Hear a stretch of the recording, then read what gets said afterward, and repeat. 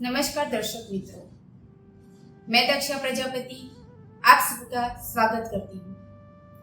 जैसे कि हम सब जानते हैं कि हमारे जीवन में 9 ग्रहों का बहुत ही असर होता है। 9 ग्रह में गुरु ग्रह को सर्वश्रेष्ठ माना गया है। अगर हम गुरु ग्रह को मजबूत करें तो हमें जीवन में चमत्कारिक परिणाम देखने को मिलेंगे। गुरु ग्रह को मजबूत करने के लिए हमें गुरुवार का व्रत करना चाहिए, पर हम सब इसी दुविधा में रहते हैं कि गुरुवार का व्रत क्यों करें तो कैसे करें, सही विधि विधान क्या है, शुरू कब करें, पूजा सामग्री क्या होती है और गुरुवार के व्रत के क्या क्या फायदे होते हैं। बस ऐसे ही कुछ सवाल मेरे मन में भी थे, तो मैंने करीबन कुछ 15 या 16 प्रश्नों की सूची तैयार की। आज हमारे साथ देश विदेश में जाने माने वास्तुशास्त्र के विशेषज्ञ श्री सुनील भाई डब्बूवाला जी यहाँ पर मौजूद हैं। हमारे सारे प्रश्नों का समाधान करेंगे। नमस्कार दर्शक मित्रों, जैसे कि दक्षा जी ने बताया, 9 ग्रह में सबसे बड़ा, सबसे सुकून वाला ग्रह कौन सा है? गुरु। नाम ही गुरु है। गुरु मतलब आपको किसको याद करना है? स्कूल में कोई टीचर जो आपको बहुत प्यारा लगा, जिसने आपकी बहुत केयर की, निस्वार्थ केयर की, वो गुरु होता है। गुरु बड़ा होता है, छोटा नहीं होता है, सोच बड़ी होती है। अगर गुरु को प्रसन्न किया ना तो जीवन में सुख बड़ा होगा, समृद्धि बड़ी होगी, धन बड़ा होगा, संस्कार भी बड़ा होगा। तो गुरु ग्रह को हमको प्रसन्न करना ही है। उसके लिए विधि विधान होती है, पर किसको करना चाहिए बड़ा?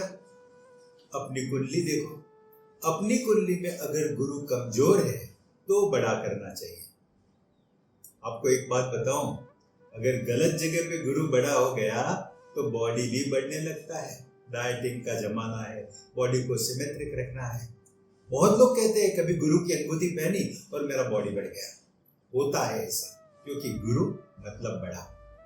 दक्षा जी ने बोला कि गुरुवार का व्रत क्यों करना चाहिए, कैसे करने चाहिए। ढेर सारे प्रश्न उनके भी है और उनके जैसे काफी मेरे दर्शक गणों के होंगे। मैं दक्षा जी को बोलता हूं कि आपके प्रश्न एक के बाद एक मुझे पूछे और मैं उसके समाधान करने की कोशिश मेरे गुरु को याद करके करूंगा। तो मेरा पहला प्रश्न है, गुरु ग्रह को प्रसन्न करने से क्या क्या फायदे होते हैं? दक्षा जी, बहुत महत्व का प्रश्न है, क्योंकि हर एक इंसान अगर कुछ करेगा तो उसके मन में होना चाहिए कि ये क्यों कर रहा है। भाई, गुरु सबसे पहले मैं फीमेल को बताऊंगा कि हस्बैंड वाइफ रिश्ते के लिए और हस्बैंड की क्वालिटी इंप्रूव करने के लिए ये सबसे पावरफुल ग्रह माना गया है। अगर कोई लड़की की शादी नहीं होती है तो भी गुरु का व्रत करवाते हैं। अगर पति की तरफ से कोई असंतुष्टता है तो भी हम गुरु का व्रत करवाते हैं। गुरु मजबूत, उसका पति खराब नहीं हो सकता। तो ये तो सबसे बड़े फायदे की बात हो गई। दूसरी, लोगों को आजकल जमीनों में बहुत इंटरेस्ट है। मेरे पास बड़ी बड़ी प्रॉपर्टी हो, जमीन, तो हाँ, जमीनों का सुख भी गुरु को मजबूत करने से मिलता है। और वो भी कैसी जमीन? बड़ी जमीन, गुरु जमीन। धन गुरु से बहुत बढ़िया आता है, और वो भी कैसा? 1 नंबर का, 2 नंबर वाला नहीं, कोई खराब रास्ते से नहीं, सीधे रास्ते से बढ़िया धन आता है। अब एक और बात हो गई विद्यार्थियों के लिए, स्टूडेंट के लिए। गुरु भक्ति आपको विद्या में सर्वोच्च स्थान पे पहुंचा सकता है। अगर गुरु मजबूत करोगे तो सबसे पहले तो मैथमेटिक्स बहुत इंप्रूव हो जाता है। तो इसलिए विद्या प्राप्ति के लिए भी गुरु का व्रत करना चाहिए। फिर हमारे जीवन में सब कुछ हो अच्छा लगता है, मुझे भी, आपको भी, कि पैसा होना चाहिए, बुद्धि होनी चाहिए, रिलेशन होना चाहिए, पर मोरल वैल्यू का महत्व कम नहीं है। जिसके पास मोरल वैल्यू नहीं है ना, वो चाहे कितना भी खुश रहने की कोशिश करे, वो अंदर से खुश नहीं रह सकता, क्योंकि मोरल वैल्यू उसको अंदर से कहीं ना कहीं पीड़ित करती है अगर वो डिमोरलाइज्ड है तो। पर आपकी मोरल वैल्यू बहुत इंप्रूव होती है अगर गुरु के सानिध्य में आप रहोगे तो। और फिर मान सम्मान किसको अच्छा नहीं लगता? अगर 10 आदमी में बैठे और लोग आपको रिस्पेक्ट से आओ पधारो बैठो या आपकी खूबी को एक्नॉलेज करेगा तो आपको अच्छा लगेगा। तो मान सम्मान इज्जत भी आपको गुरु ग्रह से मिलती है। तो ये सब अलग अलग चीजों जिसमें शायद तो आपको ये लगेगा सब कुछ आ गया, अगर ये सब कुछ है तो आदमी इससे ऊपर क्या चाहिए। इसलिए तो दक्षा जी ने बोला कि सर्वोच्च ग्रह है और उसको मजबूत करने के इलाज मतलब गुरु को कैसे हम मजबूत करें, आज हम उस पे बात करने वाले हैं।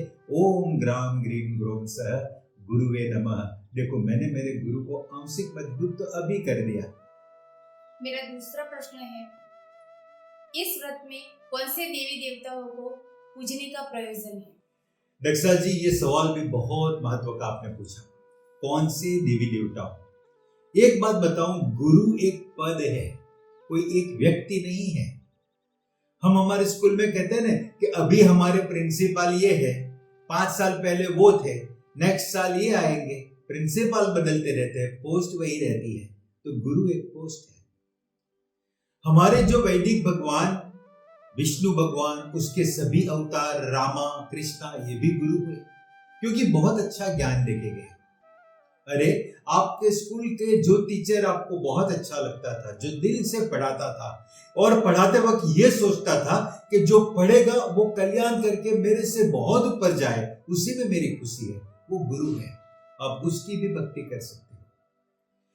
लक्ष्मी के 8 स्वरूप तो आपको पता है, आदि लक्ष्मी, धन लक्ष्मी, धैर्य लक्ष्मी, सब पता है। इसमें जो लक्ष्मी का स्वरूप संतान लक्ष्मी का है वो गुरु है। अभी तो नवरात्रि के पर्व में हम आज ये शूटिंग कर रहे हैं। तो नवरात्रि की आप सभी को पता है कि 9 दिन की अलग अलग देवियां होती है।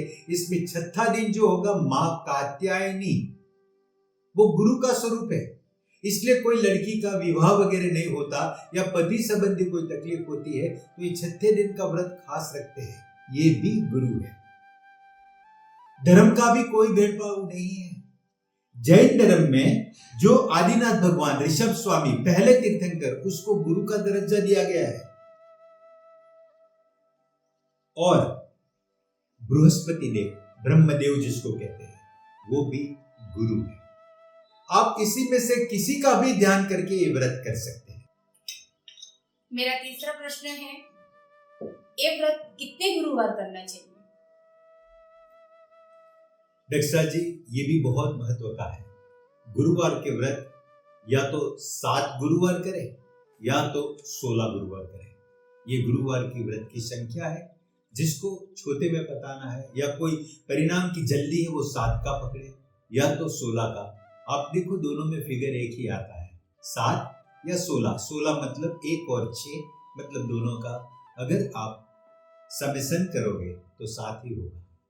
मेरा चौथा प्रश्न है, ये व्रत की शुरुआत कौन से गुरुवार से करनी चाहिए? गुरुवार का व्रत कब शुरू करना चाहिए या जीवन में कोई भी काम कब शुरू करना चाहिए, बहुत महत्व की चीज है। आप मानो या ना मानो, एक ही प्रकार के काम में कभी आपको लगता है कि आज काम यूं फटाफट हो गया और कभी लगता है कि यही काम है, यही सिचुएशन है, कोई अपरेंट रीजन नहीं है पर काम लंबाता ही चला जा रहा है, उसको दीर्घसूत्री काम कहते हैं। हमको तो कोई रीजन चाहिए। तो गुरुवार का व्रत शुरू करना चाहिए शुक्ल पक्ष का गुरुवार से। ये सबसे मिनिमम नियम। 2 पक्ष होते हैं ना, शुक्ल पक्ष और कृष्णा पक्ष, चंद्र की तिथि की मैं बात कर रहा हूँ। अगर ये गुरुवार शुक्ल पक्ष का गुरुवार हुआ तब आप शुरू कर सकते हो। ये मेरा पहला जवाब है। पर वो कहते हैं ना कि जितना आप मीठा डालोगे इतना और मीठा होगा, जितनी शक्कर डालोगे इतना और मीठा होगा। ऐसे बात है कि अगर वही गुरुवार शुक्ल पक्ष का भी हुआ और ये 3 नक्षत्र में गुरुवार आया, पुनर्वसु, विशाखा या पूर्वाषाढ़ा, वो दोनों मेल हो गया ना तो सोने पे सुहागा। ये हमेशा नहीं मिलता क्योंकि गुरु बहुत धीरे धीरे घूमने वाला ग्रह है। तो आपका नसीब हो और नजदीक में आपको देख लेना चाहिए कि ये 3 नक्षत्र में से कोई नक्षत्र में अरे गुरुवार का दिन आता है तो वो बहुत बढ़िया बात हो जाएगी। एक बात और बताओ, 3 तारीख गुरु की तारीख बताई है, 3, 21 और 30। अगर ये तारीख भी मिल गई, गुरुवार भी मिल गया और शुक्ल पक्ष भी मिल गया तो और अच्छा है। नक्षत्र मिले ना मिले, तारीख मिल गई तो भी अच्छा है, और तीनों मिल गया तो ये मानो कि आपका नसीब कुछ ज्यादा ही आपको साथ दे रहा है। आपको ये जब गुरुवार का व्रत करना होता है तो उस गुरुवार को सुबह सूर्य की पहली ओरा में करना है। सुबह की जो पहली ओरा होती है, ओरा की मैं बात कर रहा हूँ, मतलब सूर्योदय के बाद जो पहला घंटा होता है वो बहुत पावरफुल होता है। तब गुरु की ओरा होती है, तब आपको ये व्रत की शुरुआत करनी चाहिए। मेरा 5वां प्रश्न है, ये व्रत में काम आने वाली पूजा की सामग्री क्या है? देखो, पूजा की सामग्री जानना जरूरी है। कितने भी होशियार हो ना, पर जब पूजा करने बैठे ना तो ये रह गया वो रह गया हमेशा माइंड में आता है। तो ये लिस्ट तो आपके पास रख ही लो। हम लोग स्क्रीन पे पूरा लिख के ही देने वाले हैं ताकि आपको पता ही चले कि इतनी चीज लेके ही बैठो पूजा करने। सबसे पहले तो चौकी होती है भाई। चौकी ये भगवान का फर्नीचर है। हमारा जैसे सोफा कुर्सी सब होता है ना, भगवान इसके ऊपर बिठाया जाता है। देखो, गुरुवार आया ना तो एक चीज आपको मैं थोड़ा सा हिंट दे दूं कि हर चीज में पीला कलर आएगा। तो पीली चीज, कपड़ा तो पीला, अन्न तो पीला, सब कुछ में पीला कलर ज्यादा आएगा। तो अब एक पीला कपड़ा हम वो चौकी पे बिछाएंगे। और खाने पीने की चीज में देखो, कुछ पीली चीजों का लिस्ट देता हूँ। धनिया हो गया, पीला होता है, सूखे धनिया की बात कर रहा हूँ। गुड़ हो गया, पीला होता है। चने की दाल भिगो के रखने का रिवाज है, पीला हो गया। फूल भी पीला, गेंदे के फूल रखना है। पीली सरसों भी रखना है। पीली मनुक जो खाते हो ना, मीठी लगती है, वो भी रखना है। किशमिश की बात कर रहा हूं। सुपारी को भी पीली मानी जाती है। हल्दी तो पीली होती है। तो ये सब पीली चीजें आपको सामग्री में तैयार रखनी है। और कुछ परफ्यूम जो भगवान को डायरेक्ट कनेक्ट करता है। कोई गीतों के साथ म्यूजिक का जो रोल है ना, वही पूजा में परफ्यूम का रोल है। और फर्क पड़ जाता है, एक मेलोडिक म्यूजिक शुरू हो गया और अचानक वो हमको गीत माइंड में गुंजन करने लगता है। तो वैसे ही आपको समझना चाहिए कि केवड़ा की परफ्यूम, पचोली की परफ्यूम, केसर की परफ्यूम, चंदन, सफेद चंदन, पीला चंदन जो होता है वो चंदन, चंदन लाल वाला या नहीं, तो ये परफ्यूम होती है, आपको वो भी रखनी चाहिए। इस पूजा में एक महत्व का है पेड़ केले का छोड़ होता है और पीपल का पेड़ होता है। ये दोनों गुरु की व्रत कथा में बहुत महत्व के हैं। आपको आइडेंटिफाई करना है कि आपके घर के पास कहीं ना कहीं पीपल का पेड़ हो तो बढ़िया है, उस पर ध्यान करेंगे। और केले का एक छोड़ तो आप लेके अपने गमले में रख ही लेना, पूजा के दौरान रखना। पूजा के बाद आप कोई मंदिर में उसको शिफ्ट कर सकते हो। तो ये हुई पूजा की सामग्री। इतनी चीज लेके बैठोगे तो पूजा दौरान वो तकलीफ नहीं होगी कि ये रह गया वो रह गया। मेरा 6वां प्रश्न है, ये व्रत वाले दिन कौन सी परहेज रखनी पड़ती है? दर्शक मित्रों, दक्षा जी ने बहुत अच्छा प्रश्न पूछा। देखो, बहुत बड़ा आप जीवन में अचीवमेंट करने जा रहे हो तो कुछ नियम तो होंगे। थोड़े नियम पालोगे ना तो उसकी भी मजा है। तो उसमें आपको पर्सनली इतनी चीज ध्यान रखनी है। औरतों को गुरुवार को बाल धोने की शास्त्रों में मना की है। ये नहीं कि ये व्रत करे तब। अगर जो जानकार है, जिसको धन वैभव का और ये सब चीजों का महत्व है, जितना गुरु के व्रत में मैंने फायदा बताया, तो गुरुवार को बाल नहीं धोना। इवन पुरुषों को भी नहीं धोना चाहिए, नाखून भी नहीं काटना चाहिए।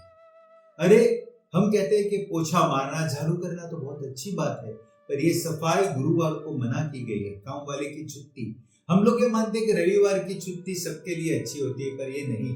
नौकर काम वाले की ये लेवल की छुट्टी गुरुवार की होती है। नमक ये दिन नहीं खाना बहुत बड़ी बात हो गई। और केला गुरुवार को प्रसाद में रखते हैं, बहुत सुकून मानते हैं। दूसरों को खिला सकते हो या दूसरे दिन खिला सकते हो, पर खुद गुरुवार के व्रत में केले का ग्रहण नहीं करना चाहिए। तो ये जो बात मैंने की, ये सब बात आप ध्यान में रखेंगे तो ये व्रत ज्यादा फलेगा। आपको एक अलग एनर्जी, एक सुकून का फील होगा और ये मंत्र सिद्धि की तरफ जाएगा। मेरा 7वां प्रश्न है, कितनी संख्या में गुरु मंत्र का जाप करने का विधान है? शास्त्रों में हर एक ग्रह पावरफुल करने के लिए उनका जो भी मंत्र आप बोलो या मंत्र करो, वो कंपलसरी नहीं है, पर अगर करो तो 19,000 का ध्यान में रखो। आप अगर 16 गुरुवार करते हो या 7 गुरुवार करते हो तो उतने दिनों में आप ये 19,000 को डिवाइड कर दो और हर बार 108 की एक माला, तो गिन लो कितनी माला होगी। 19,000 का विधान है, तो करके रहना, क्योंकि एक बार 19,000 मंत्र बोल लिया, गुरु ग्रह आपका इतना मजबूत हो जाता है। देखो, 9 ग्रह में एक ग्रह इतना मजबूत हो गया तो आप सीधा देख रहे हो कि 12% कुंडली तो आपकी मजबूत हो ही गई। मेरा 8वां प्रश्न है, गुरु का पावरफुल यंत्र क्या है? गुरु ग्रह का पावरफुल यंत्र मतलब ये कुछ नंबरों का प्ले है। सभी लोगों ने देखा होगा कि नंबरों का प्ले कैसा होता है। इसमें टोटल 27 का फिगर आता है, बीच में 9 नंबर लिखा जाता है। ये यंत्र आपको हम स्क्रीन पे जरूर दिखा देंगे, पर आपको मैं पढ़ के बताता हूं। तो पहली हरोर में होता है 10, 5, 12। दूसरी हरोर में होता है 11, 9 और 7। तीसरी हरोर में होता है 6, 13, 8। अब आप ऊपर से हर एक लाइन का समेशन करते जाओ। ऊपर से सीधा भी समेशन करो, आड़ा भी समेशन करो या क्रॉस भी करो, 27 का फिगर आएगा। ये मंत्र इतना पावरफुल होता है कि अगर आप एक पेन और पेपर लेके प्रैक्टिस करो और ये फटाफट अपने मुंह से याद करके लिखने की आदत हो गई, गुरु आपका मजबूत हो गया है। और इस पूजा में ये यंत्र एक पेपर पे लिख के आपको पूजा में शामिल करना है। अब भोजपत्र पे लिखो तो और अच्छी बात है। मेरा 9वां प्रश्न है, पूजा वाले दिन की शुरुआत कैसे करें? रेडी स्टेडी एंड गो वाली बात है कि अब दिन आ गया पूजा का दिन। सब दिन आपने सिलेक्ट कर दिया, आपके पास सब सामग्री तैयार है पूजा की। आप सूर्योदय के पहले उठ जाओ, नित्य कर्म से पहले अपने आप को निवृत्त करो और फिर स्नान लेना है हल्दी केसर। हल्दी केसर का स्नान इतना महत्व का है कि ये पूजा नहीं करे और सिर्फ हल्दी केसर का गुरुवार स्नान करे। 1 चम्मच हल्दी केसर आपको पानी में, जल में मिला देना है बाल्टी में और फिर नहा लेना है। तो ये आप करें। पीला वस्त्र नहाने के पश्चात धारण करना है और नहाते दौरान आपको एक वस्त्र पहन के नहाना है, ये कभी भूलना नहीं। ये तो शास्त्रों में कहा ही गया है कि कोई एक वस्त्र बदन पे होना ही चाहिए नहाते वक्त। और नहाने के बाद, पीला वस्त्र पहनने के बाद आप हल्का सा पीला चंदन का टीका कर दो और अपने आप को मजबूत कर दोगे। तो ये हुई हमारी दिन की शुरुआत। मेरा 10वां प्रश्न है, केले की पूजा का क्या विधान है? केले का पौधा या छोड़ बोल लो, आपको पूजा में शामिल करना है, वो बात तो हो गई। अब जैसे हमने हल्दी से स्नान किया, वैसे केले को भी स्नान करवाना है। और केले को जागृत करने के लिए हम क्या करेंगे? पूजा की पहली विधि, हम तैयार हो चुके हैं, केले के पौधे के पास जाएंगे और वहां पे एक गाय का दीपक जलाएंगे। गाय का घी का दीपक जलाएंगे। दीपक की ज्योत कहाँ रहेगी? ईशान कोने की तरफ, उत्तर पूरब की तरफ, ठीक है। और हल्दी का टीका हम पौधे को भी करेंगे और ये हल्दी गुड़ डाल के एक जल तैयार करके हम केले के पौधे को पहले अर्पित करेंगे, मतलब उसके ऊपर 2 हाथ इस्तेमाल करके हम चढ़ाएंगे। और इसके बाद तुरंत हम सूर्य को भी जल चढ़ाएंगे। हम साक्षी में ले रहे हैं, ये सब हमारे साक्षी बन गए कि हमने गुरुवार की पूजा की है। ऐसे मानो कि हम कुछ भी काम करते हैं तो कोई देखने वाला तो चाहिए। कल को कोई ने ना बोल दिया कि उसने किया ही नहीं, तो केले को साक्षी में रखा, सूर्य को साक्षी में रखा। हाँ, ये सबसे पहले आप ये मत भूलना, गणेश पूजन पहला था, पहला रहेगा। तो गणेश पूजन करने के बाद ये सब बात आएगी, चाहे केले की पूजा हुई, चाहे सूर्य की पूजा हुई। गणेश जी का सिर्फ वंदन करना है। एक महाव्रत में शुरू करने जा रहा हूं और आपका आशीर्वाद बनाए रखें। मेरा 11वां प्रश्न है, घर में पूजा करने का सर्वोच्च स्थान क्या है? मैं वास्तुविद सुनील देववाला, मेरा हर बात में वास्तु तो आ ही जाएगी। तो हमारे घर में नवग्रह का अलग अलग जगह बताया गया है। इसमें घर के पूरे घर के आप उत्तर, दक्षिण, पूरब, पश्चिम, ईशान, अग्नि, नैऋत्य, वायव्य ऐसे 8 हिस्से कर दोगे ना, और एक मिडल 9वां हिस्सा भी है। तो इसमें जो हिस्सा उत्तर का है और ईशान का है, अलग अलग कंटेस्ट में उसको गुरु प्रदान कहा गया है। तो आप आपके घर के ऐसे 8 हिस्से कर लो। बीच का 9 वाला तो बीच का एक पॉइंट होता है, इसलिए मैं 8 बताता हूँ। इसमें उत्तर भाग का जो हिस्सा है या ईशान भाग का है, जो उत्तर पूरब का कोना है, वहां बैठ के आपको ईशान दिशा की तरफ देख के ये पूजा करनी है। तो ये पूजा डायरेक्ट कनेक्ट होगी। मेरा 12वां प्रश्न है, पूजा की संपूर्ण विधि क्या है? देखो, गुरु ग्रह की पूजा की विधि की बात कर रहे हैं। जब भी कोई भी पूजा हो या कोई भी कार्य हो, सबसे पहले भूमि शुद्धिकरण बहुत जरूरी है। भूमि शुद्धिकरण करोगे तो नेगेटिव एनर्जी चली जाएगी। तो गंगा जल में आप कोई भी पानी को मिक्स कर दो या पानी में गंगा जल को मिक्स कर दो, और आपको भूमि पे उस पानी का छिड़काव करके उसको शुद्धिकरण करना है। फिर वहां पे चौकी बिठाओ और चौकी के ऊपर पीला कपड़ा जो आपकी सामग्री में था वो बिछा दिया। फिर कलश की स्थापना जरूर करना चाहिए। तो एक कलश में हम सब जानते हैं, कलश की हम एक अलग एपिसोड भी बनाने वाले हैं कि वर्धनी कलश बनाना, अलग अलग कलश क्यों बनाया जाता है। तो कलश की स्थापना करो, मतलब एक छोटा सा कोई भी, आप चाहे मिट्टी का कलश ले लो, चांदी का ले लो, अन्य बर्तन का ले लो, जैसे तांबे का हो गया, और इसमें आपने जल भरा, ऊपर आशोपालों के या मैंगो के, आम के पत्ते 5-7 लगा लिया, और आपने एक अच्छा सा चुंदरी लगा के नारियल लगा लिया, उसको वो धागा भी, मोले भी लपेट लिया, और उसको टीका भी कर लिया। ऐसे करके एक कलश रखना चाहिए। फिर जैसे मैंने अलग अलग देवी देवता बताया, जैसे विष्णु भगवान हो गया या बृहस्पति देव हो गए, उनकी तस्वीर भी वहां स्थापित करो। अच्छे से गिरे नहीं करके पीछे हल्का सा कुछ आप टिकाव के लिए कुछ रख लो, ताकि भगवान की छवि अच्छे से रहे। और फिर पंचोपचार पूजा हम करते हैं। आप सब जानते हैं पंचोपचार पूजा, षोडोपचार पूजा, अलग अलग पूजा से भक्ति की जाती है। ये सिंपल पूजा है जिसमें गंध, पुष्प, धूप, दीप, नैवेद्य, ये 5 चीज होती है। गंध मतलब गंध, सुगंध। कौन सी सुगंध तो बात हो चुकी है ना, पचोली, चंदन, हल्दी, केवड़ा, इसमें से सभी मिले तो सभी, या तो कोई भी परफ्यूम रख लो। केवड़ा बहुत अच्छा है, केवड़ा तो रखो ही रखो। पचोली भी बहुत सुकून वाला है, जमीनों का सुख बहुत आता है। फिर पुष्प, मैंने बोला ना पीली चीज, तो गेंदा, ये पुष्प हो गया, तो गेंदा का फूल तो रखो ही रखो। हाँ, तुलसी पत्र भी विष्णु जी को बहुत पसंद है, तो वो भी रखो।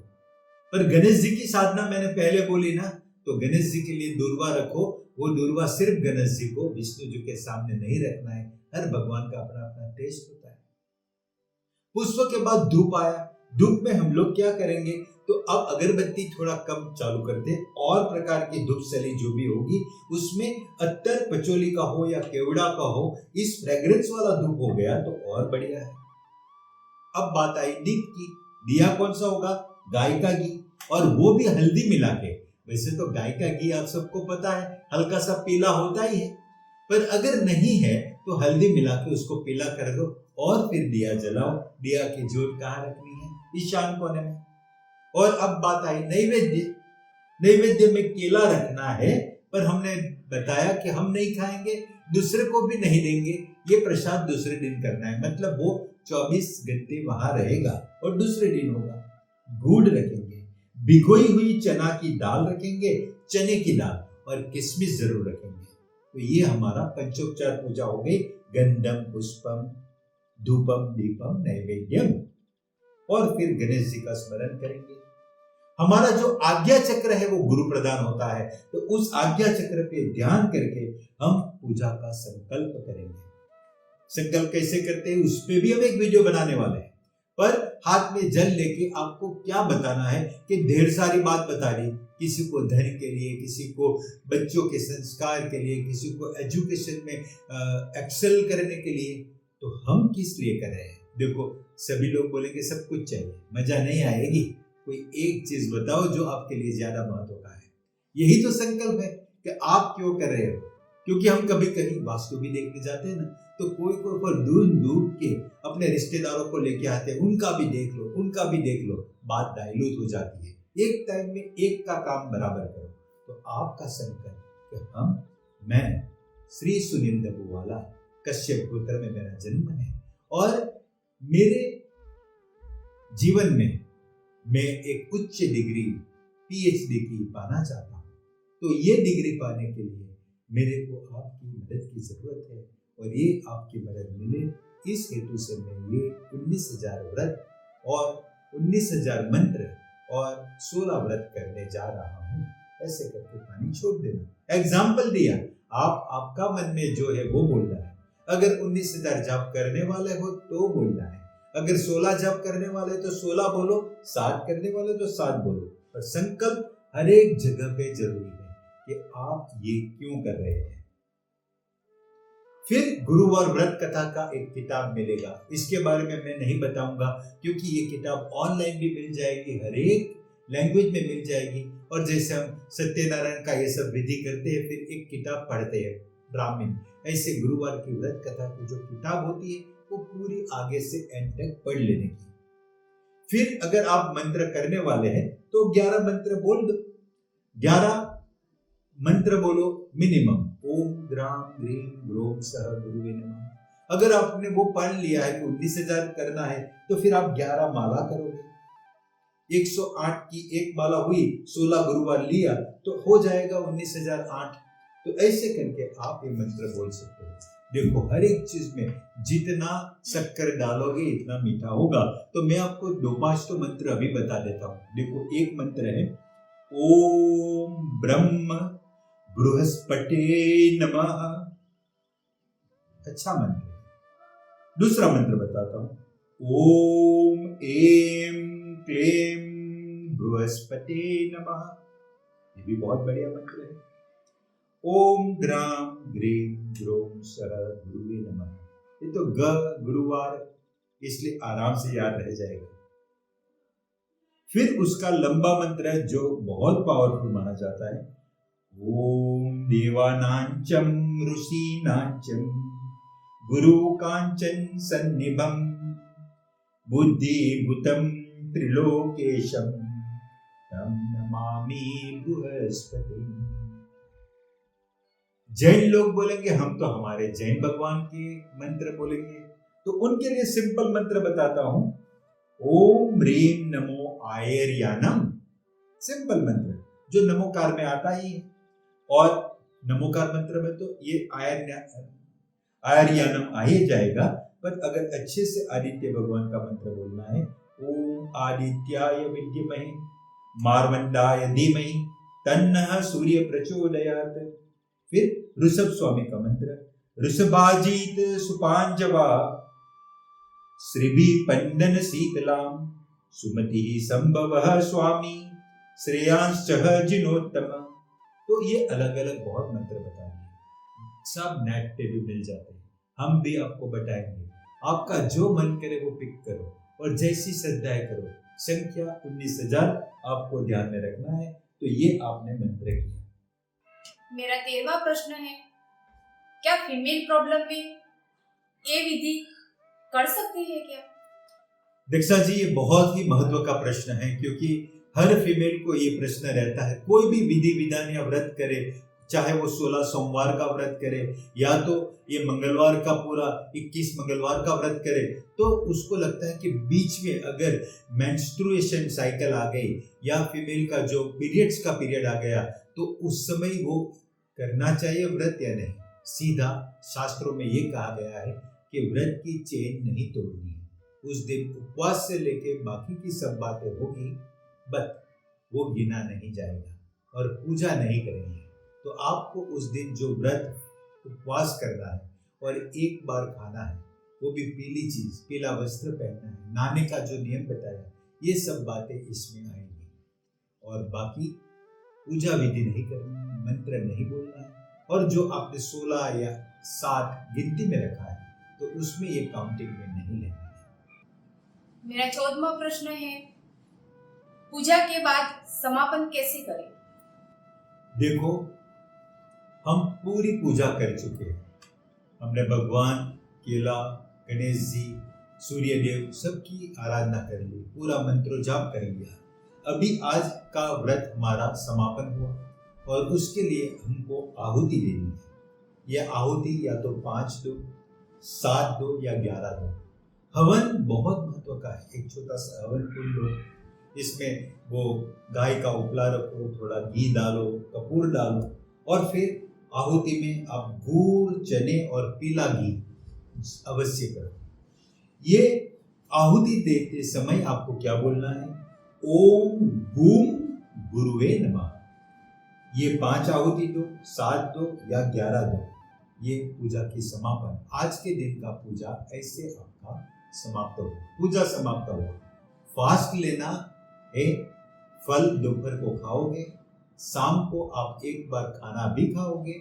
नमक नहीं खाना है तो आप खाने में ऐसी आइटम पसंद कर सकते हो जो बिना नमक भी खा सकते हो, जैसे कि हम हलवा बनाते हैं सूजी का, ऐसी चीज खा के आप पेट भर सकते हो। मेरा 15वां प्रश्न है, संपूर्ण पूजा का उद्यापन कैसे करें? मित्रों, ये सब रीति रिवाज है। हमने इज्जत से कोई नियमों को फॉलो करके एक चीज शुरू की और वो चीज समापन भी एक नियमों को फॉलो करके करना है। जैसे आप कंप्यूटर शुरू करते हो और उसको बंद करने की भी एक विधि होती है, पहले ये दबाओ फिर ये दबाओ, अच्छी तरह से बंद करो। ऐसे स्विच ऑफ कर दिया तो वो बिगड़ने का चांस है। तो हमको ये मंत्र हमने जाप ताप पूरा ये गुरु को सिद्ध कर दिया। 16 गुरुवार हो गया तो 17वां गुरुवार मतलब 17th गुरुवार को आप उसका समापन करेंगे। उस दिन आपको ब्राह्मण को कुछ न कुछ दक्षिणा देना है। दक्षिणा में केला, पपीता, चने की दाल, हल्दी, पीले कपड़े, ये इसमें से कुछ न कुछ सिलेक्ट करके या सब कुछ आप दे सकते हो। गुरु को जो ये 5 का नियम बनाते हैं लोग कि 5 किलो चने की दाल दी या 5 पपीता दिया या 5 केला दिया, तो ये नियम है, उस हिसाब से उसको दान देना है। और ये दान देके हम ये सुपारी लेके संकल्प करेंगे, वापस सुपारी लेके, सुपारी की हाजिरी में कि हमने जैसा नियम किया था ऐसे ये 19,000 जाप समाप्त हुए, ये 16 व्रत समाप्त हुए। यथाशक्ति यथा भक्ति मैंने जितने नियम बताए थे ये पूरे करने की कोशिश की। हे गुरुदेव, मेरे जीवन में अब ये गुरु ग्रह को खूब पावरफुल करना और जीवन में हमेशा आपका आशीर्वाद बना रहे, ये हेतु से मैं आपको प्रार्थना करता हूँ। ये व्रत समापन का आपको मैं जानकारी देता हूँ। ऐसे करके सुपारी नीचे छोड़ो और जो ब्राह्मण को देने की चीज आपने रखी थी वो सामने है। ब्राह्मण की हाजिरी में आपको ये समापन करना है और ब्राह्मण को ये सब दान दे देना है। ये 17 गुरुवार होगा, उस दिन आपको उपवास नहीं करना है। ब्राह्मण के साथ बैठ के आप अच्छे से आपका खाना खा सकते हैं। जैसे कि दर्शक मित्रों, मेरे सारे प्रश्नों का समाधान मुझे मिला है। क्या आपको भी सारे प्रश्नों का समाधान मिला है? अगर नहीं मिला है तो आप हमें प्रश्न कर सकते हैं। धन्यवाद सुनील भाई का कि आज उन्होंने हमें गुरुवार के व्रत के बारे में, संपूर्ण विधि के बारे में, लास्ट उद्यापन कैसे करना है, वैसे संपूर्ण विधि विधान से हमको इस वीडियो के माध्यम से बताया है, तो मैं उनकी आभारी हूँ।